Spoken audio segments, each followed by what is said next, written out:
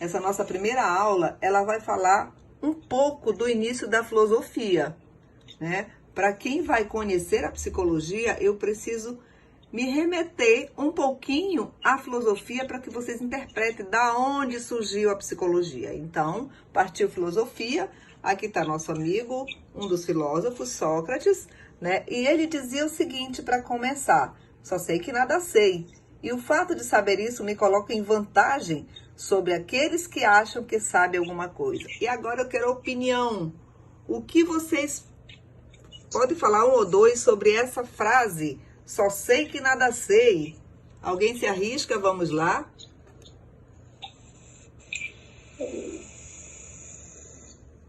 Um, dois, três. Alguém se arrisca?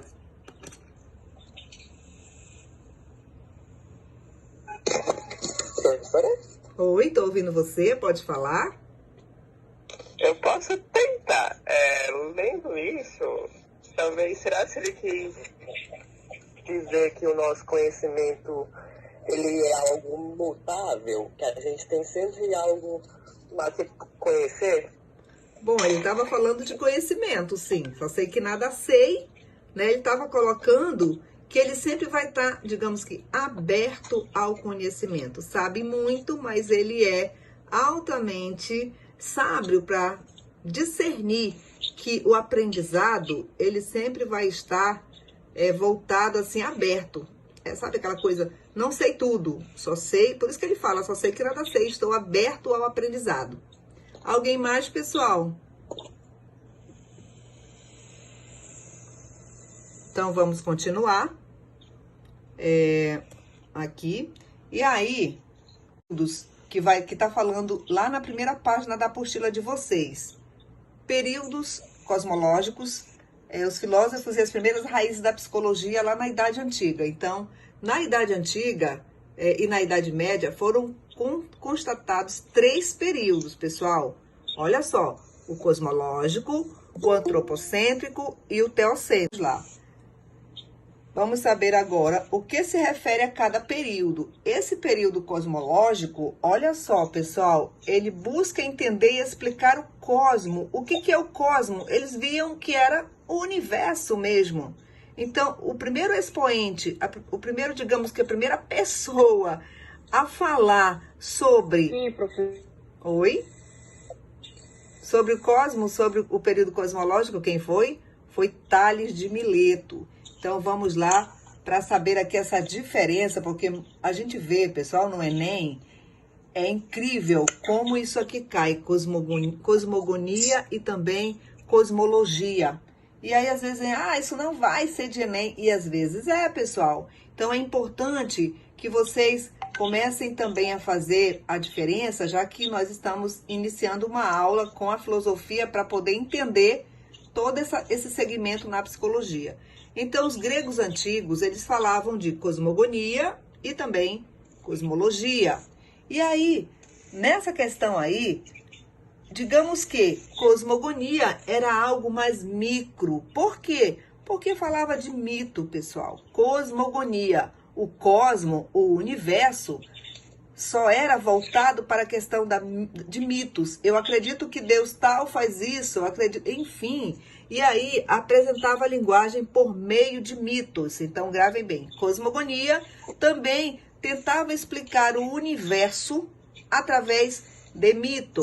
Portanto, a gênese do universo estaria nos deuses, nos mitos. Já a cosmologia, professor, é tão igual isso, só que olha só. Cosmologia, macro, não é micro. E vai verificar a questão de fato e não de mito.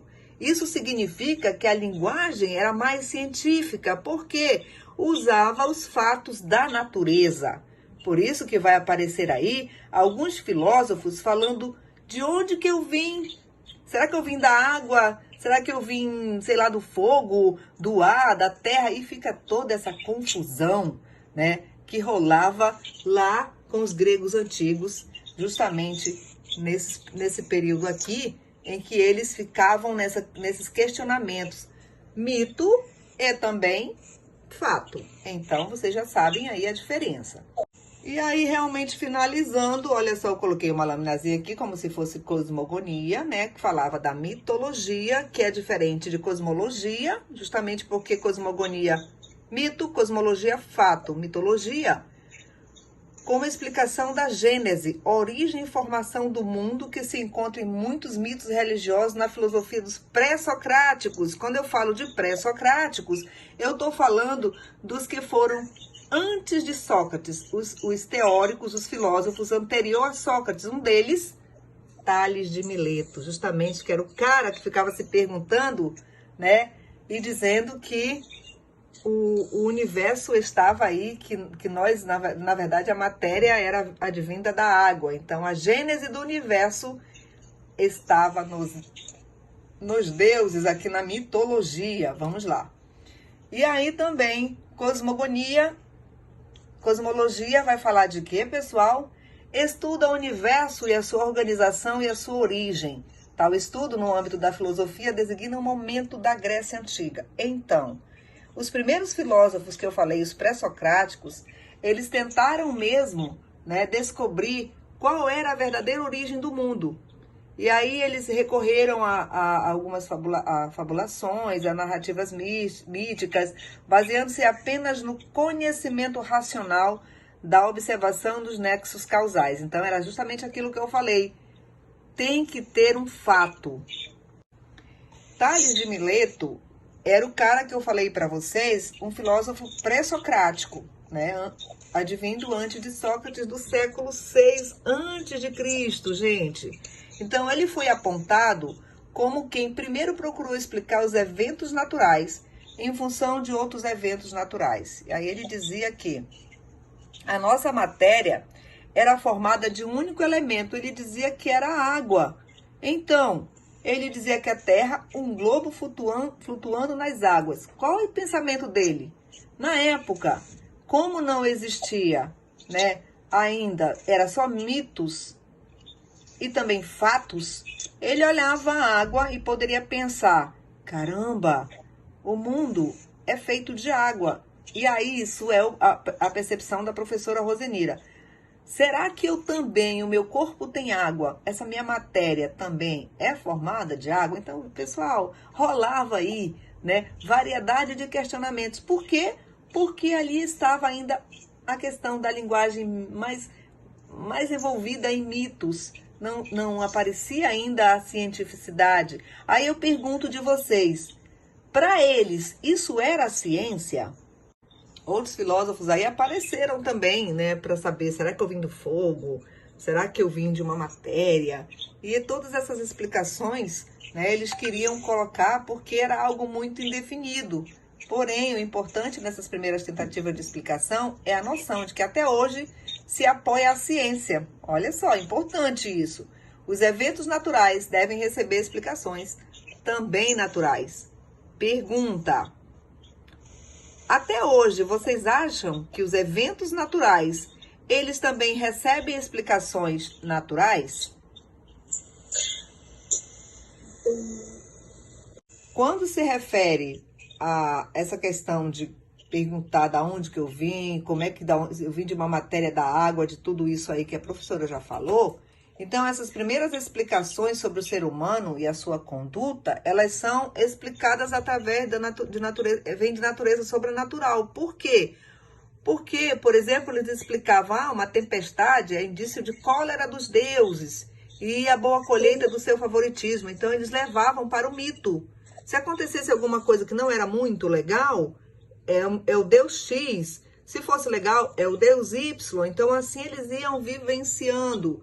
E aí, o homem primitivo acreditava que um comportamento anormal era causado por um mau espírito que habitava o corpo da pessoa. Olha só a questão mesmo bem levada sobre a questão da natureza sobrenatural nessa época em que se desenvolvia todo o período cosmológico, né, que vocês estão verificando agora.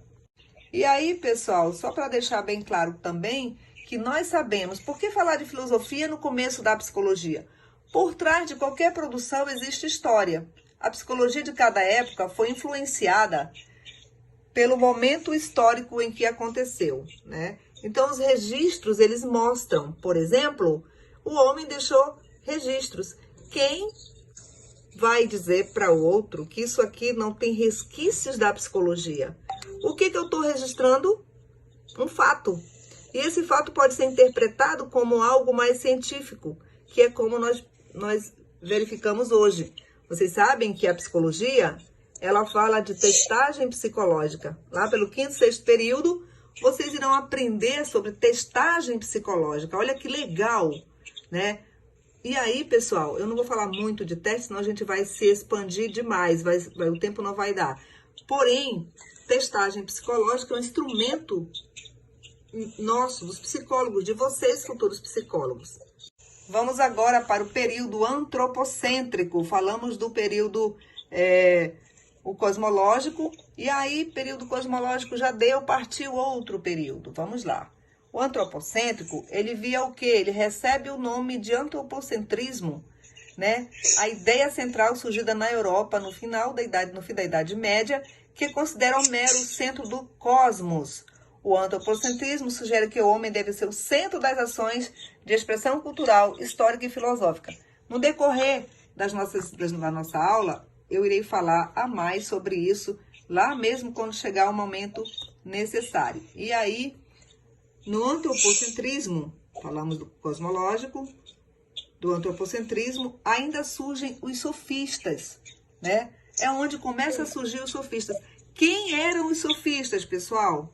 Vamos lá. Então, quando eu falo que aqui no antropocentrismo surgem os sofistas, quem eram eles? Como você disse, professores ambulantes que andavam às cidades transmitindo aos jovens conhecimentos práticos da filosofia, ciência e arte. E eles eram preocupados com o quê, pessoal? Somente com o doxa. Doxa, vocês sabem que significa opinião. Se alguém já estudou isso lá pelo ensino médio ou rebuscou a mais um pouquinho a história da filosofia. Por que os sofistas já eram professores, porém eles buscavam a inserir esse conhecimento para as pessoas, mas de uma forma em que eles buscavam que fossem remunerados. Então, eles eram inteligentes, eram considerados altamente inteligentes e levavam conhecimento para as pessoas nas casas delas. Então, eles tinham uma relação de utilidade pelo conhecimento. Mas por quê, pessoal?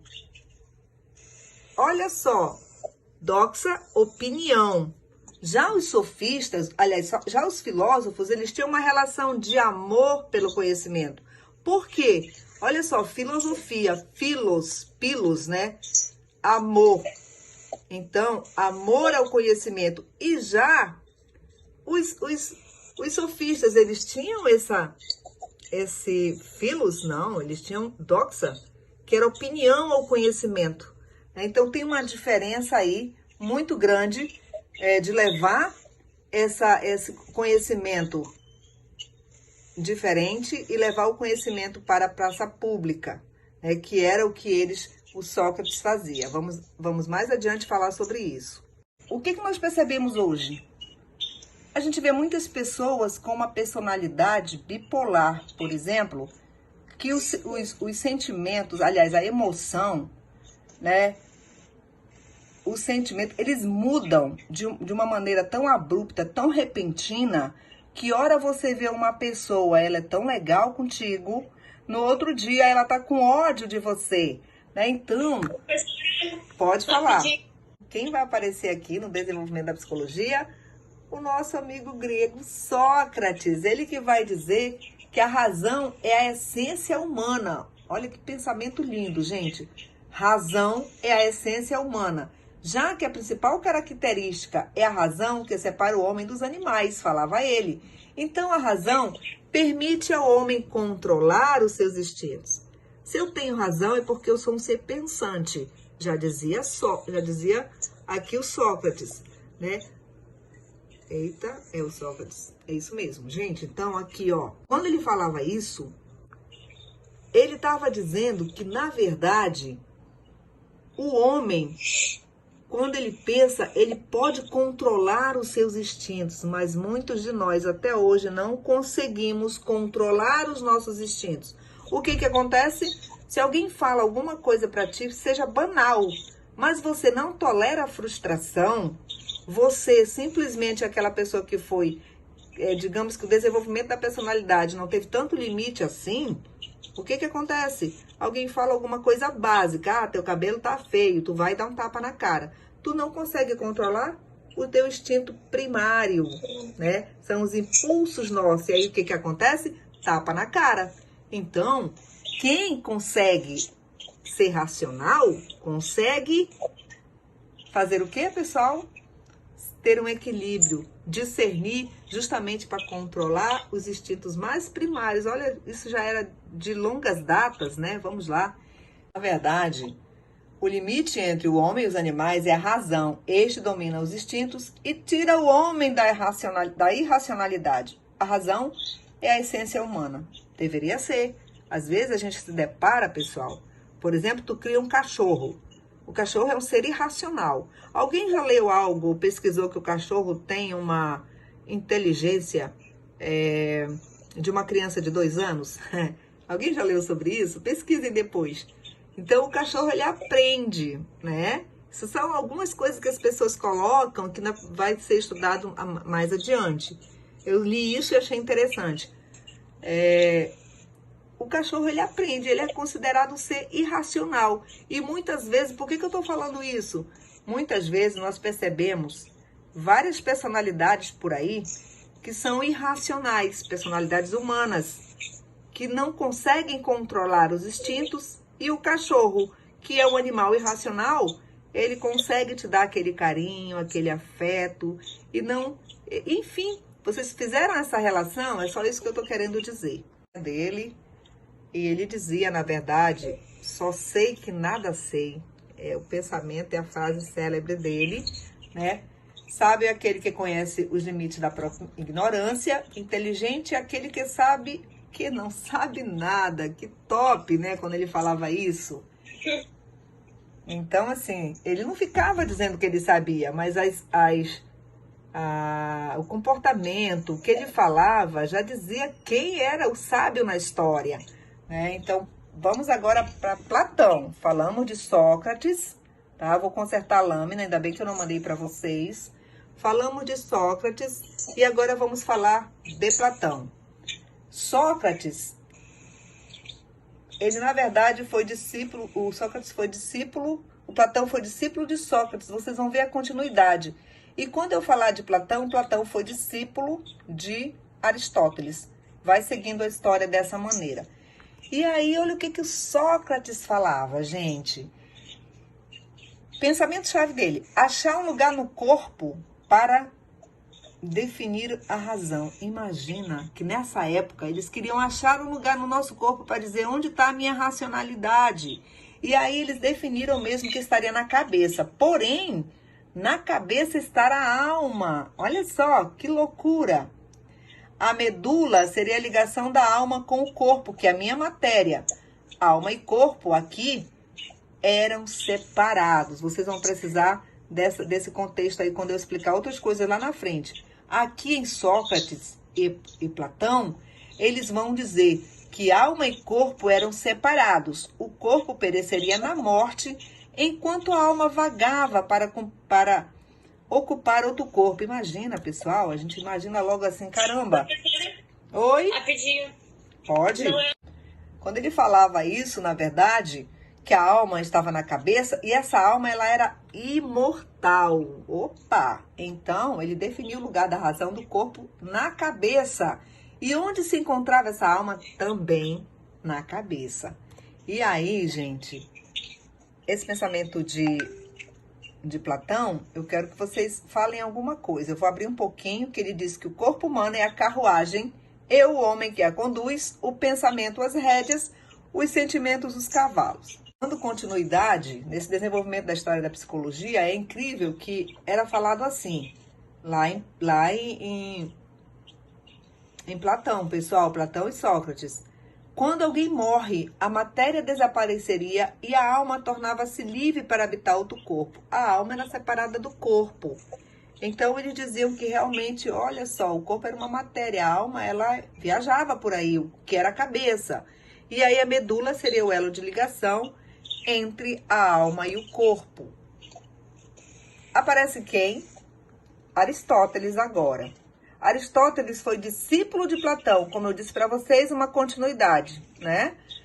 Alma, ele dizia que alma e corpo são indissociáveis. Aqui, por isso que ele está franzindo aí a testa dele, nada é por acaso. O nosso amigo Aristóteles, ele vai dizer que alma e corpo são indissociáveis, são inseparáveis, não separa. Lá em Platão e Sócrates, o que é que eles diziam? Que separava, não é? Então guardem isso aí, pessoal. Psique seria todo o princípio ativo da vida, a mente seria o princípio ativo da vida. E ele dizia mais, o Aristóteles era ousado. Nossa, esse camarada era incrível. Tudo aquilo que cresce, se alimenta e se reproduz possui uma alma. Meu querido, vamos lá. Ele era meio louquinho, né, pessoal? Olha só. Aristóteles, discípulo de Platão, que ele dizia que ele falava de 3 tipos de almas. Tudo aquilo que se reproduz tem alma, já dizia ele. Então, eu coloquei até aqui alguém comendo vegetais, porque ele dizia o seguinte: os vegetais, eles tinham alma vegetativa responsável pela alimentação e reprodução. Caramba, os vegetais têm alma vegetativa? Bom, era o pensamento de Aristóteles. E ele ia mais adiante. Ele dizia que os animais, eles tinham alma vegetativa e sensitiva, responsável pela percepção e movimento. Pessoal, é incrível isso, né? Então, vou já explicar que ele dizia também que o homem tinha alma vegetativa, alma animal e alma racional, porque tinha função pensante. Nossa, esse homem, ele é incrível. Ele tem 3 tipos de almas. Aí, a minha percepção agora, em função das leituras. Por que 3 almas? Porque o homem, ele ia comer os vegetais, já que ele tinha que se alimentar e tinha que se reproduzir. Porém, o homem também, ele tinha uma alma tanto vegetativa quanto sensitiva, justamente porque a alma sensitiva era responsável pela percepção e movimento. Como os animais estão em movimento, o homem também está. Porém, olha só a alma racional, só o homem tinha, porque tem função pensante. Aqui em Aristóteles, o homem tinha 3 tipos de almas. Alguém quer falar alguma coisa? Senão a gente continua. Continuando que a primeira doutrina sistemática dos fenômenos da vida psíquica foi formulada na Grécia Antiga por Aristóteles. E aí guardem isso. Discussões importantes. Platônica falava que a alma é imortal e separada do corpo. A alma separava do corpo em Platão. E lá em Aristóteles, a alma é mortal e não separa do corpo. Tá? Que a gente vai precisar desse conteúdo. O corpo é uma carruagem, o homem que a conduz, já falei disso para vocês, o pensamento, as rédeas, o sentimento, os cavalos. E aí Aristóteles dizia que... Eita, eu já voltei, né, pessoal? Nesse momento, a Igreja Católica, ela que está dominando todo o saber, né? Então, nesse tempo aqui, lá no Império Romano, na Idade Média, apareceu o cristianismo e a Igreja Católica, ela monopolizava todo o saber. Quem vai aparecer para, assim, dar um up legal, para ser um dos representantes desse período, é Santo Agostinho. Eu falei para vocês que eu ia precisar do recurso de Platão, justamente agora. Ele se inspirava em Platão. Qual era a ideia de Platão, pessoal? Platão e Sócrates. O homem é separado do corpo, não é isso? Vocês lembram? Então, ele dividia corpo e alma igual Platão e Sócrates. A igreja tinha que se preocupar com a compreensão do pensamento, né? Porque ele estava ligado e localizado na alma. Então, já que o Santo Agostinho, ele também vinha de uma ideia socrática, e também ideia platônica, ele pensava que também a alma era a ligação de Deus. Por quê? Porque separava, né? Se existe ali a cabeça está a alma, essa cabeça, essa alma está ligada com Deus. E aí, simplificando, a alma presente de Deus, alma sede da razão, alma imortal, liga o homem a Deus. Apareceu também, nessa mesma época, São Tomás de Aquino, né? Ele viveu o início do protestantismo. Então, deu um tempinho, a Igreja Católica estava monopolizando o saber, mas vocês sabem que sempre aparece algo para protestar alguma coisa. E nessa época foi o famoso protestantismo, né? Ele vinha para combater mesmo a Igreja Católica, né? E isso, pessoal, o que aconteceu com o protestantismo? Deu mais abertura do capitalismo, houve mudanças que trouxeram mesmo questionamentos sobre a relação do homem com Deus, né? Justificando novas buscas por tentar essa relação, por manter mesmo esta relação e o catolicismo. Só que aqui, pessoal, não é que vai desatrelar Deus do homem. O homem não vai ter mais Deus, porque é protestantismo. Não significa isso. Significa que com o aparecimento do protestantismo, levou o questionamento da igreja. Espera aí, igreja, eu também posso. Eu também vou criar a minha família. Eu também quero ver como é que está a minha renda. Eu também quero ter uma terra. Então, houve esses questionamentos aí. Eu estou falando assim numa linguagem bem mais nossa, né? E, obviamente, que sempre aparece algo a mais para sempre questionando aquilo que já estava concretizado. Cristianismo, apareceu protestantismo e também, nesse mesmo mundo psicológico, aparece quem? Renascimento, renascença. Em alguns livros, eles vão colocar para vocês renascimento ou renascença. Só muda o termo, é a mesma coisa, tá? Então, renascimento ou renascença foi após a morte de São Tomás de Aquino. Ele morreu, apareceu o renascimento. O que quer dizer renascimento, pessoal? Uma luz, né? Vai ser diferente, algo vai acontecer. Então, essa época aí, ela foi uma época de transformação radical daquele mundo europeu. Por quê? Porque aumentou muito mais aquilo que já tinha vindo lá do protestantismo, que deu abertura para muita coisa. Aqui no Renascimento, olha só o que aconteceu. O mercantilismo permitiu novas descobertas e acúmulo de riqueza, gerando o capitalismo. Começou aqui já essa questão de gerar riquezas, do capitalismo. Mas também houve uma valorização ao homem, já que lá no protestantismo já estava protestando a Igreja Católica, né? Por ter o monopólio de tudo. Aqui, eles valorizavam o homem. Opa, eu sou capaz, eu preciso fazer alguma coisa. Então, as artes evoluíram também com isso. Apareceu artes, apareceu clássicos, foi aparecendo aí pintura, escultura, ciência. E dessa forma, olha quem aparece, né? Aparece aí os nossos famosos queridinhos, Dante com a Divina Comédia, Leonardo da Vinci com o quadro Anunciação, Michelangelo, ele vai esculpir o Davi, Maquiavel escreve o Príncipe, Galileu estuda a queda dos corpos. Então já começava a dar um up legal nesse mundo mesmo aí, lá no Renascimento. Porém, tem alguém que é muito importante para o Renascimento, chamado René Descartes. Alguns pronunciam, né? E aí, com ele, com René Descartes, olha o que acontece, gente. Começam a estabelecer métodos e regras básicas para a construção do conhecimento científico. Opa! Esse camarada aí, ele é extremamente importante, porque ele vai postular a separação mente, que seria a alma na época, e corpo. E aí, pessoal, ele ia dizer que o homem é mais uma substância matéria mesmo, né? E no corpo, o homem é uma máquina e, na verdade, o pensamento ali pode ser vinculado a algo que é mais subjetivo. Então, ele coloca que esse dualismo mente e corpo torna possível o estudo do corpo morto, possibilitando aí, gente, olha que legal, começa aí a aparecer a anatomia e a fisiologia, que iria contribuir muito para o progresso da própria psicologia. Por quê? Com René Descartes, o que acontece? Espera aí, pessoal, o corpo é só uma matéria, essa mente aí é separada, esse corpo está possibilitando que o homem,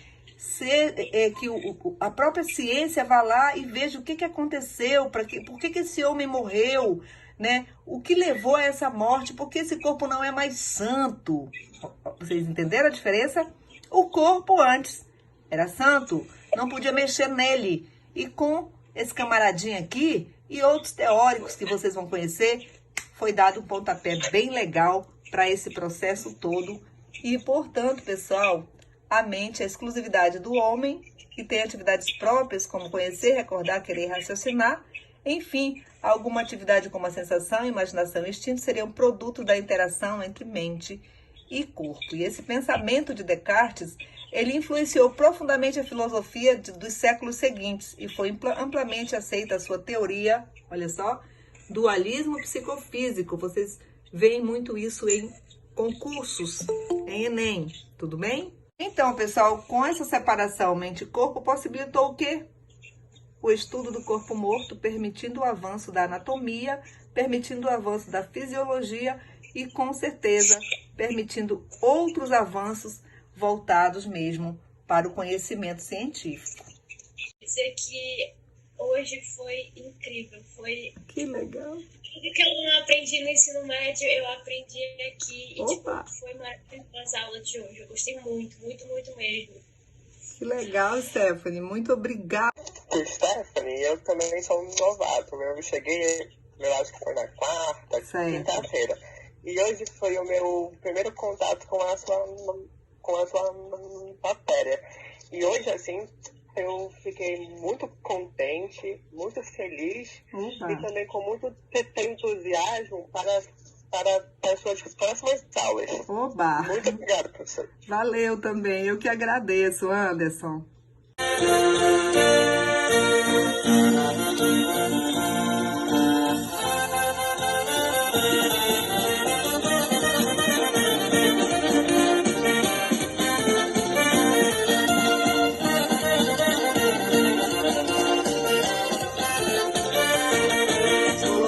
Não nega seus fatos, a cosmogonia o mito sou. E como inserem nos fatos, a cosmologia explicou. Psicologia não nega seus fatos, a cosmogonia o mito sou. E como inserem nos fatos, a cosmologia explicou. Os 3 períodos são bem sutil, na cosmologia Tales surgiu. Sócrates, Platão e Aristóteles são filósofos de grande valor. Psicologia não nega os fatos, a cosmogonia o mito usou. E como inserem nos fatos, explicou. Psicologia não nega seus fatos, a cosmogonia o mito usou. E como inserem nos fatos, a cosmologia explicou. É isso aí, é o encerramento do aulão do sábado com mancias cognitivas para finalizar o carnaval. O carnaval cognitivo. E eu não conto pra ninguém, pelo que a ciência me contou. Senso comum também foi neném. A ciência me contou um segredo e eu não conto pra ninguém. Pelo que a ciência me contou, o senso comum também foi neném. Nasceu então a maiêutica lá na Grécia, agorinha. O Sócrates falou da ironia e o Platão com ideias perfeitinhas. A ciência me contou um segredo e eu não conto pra ninguém. Pelo que a ciência me contou, o senso comum também foi neném. Nasceu então a maiêutica lá na Grécia, agorinha. O Sócrates falou a ironia e o Platão com ideias perfeitinhas.